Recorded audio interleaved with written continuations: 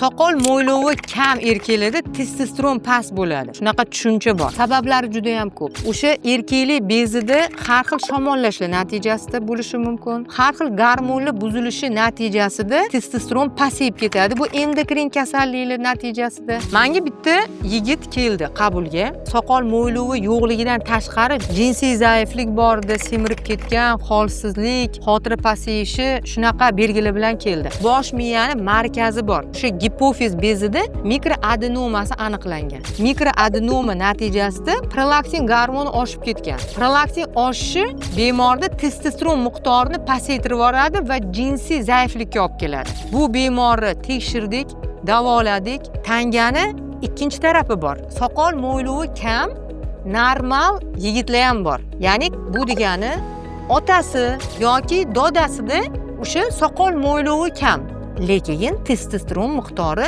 normalniy bo'lishi mumkin. Erkaklar soqol mo'ylovim kam deb kelganda biz har doim birinchi savolimiz otangizda, dodangizda soqol mo'ylovlar qanaqa chiqqan deb savol beramiz. Keyin albatta ularni gormonal fonini tekshirtiramiz.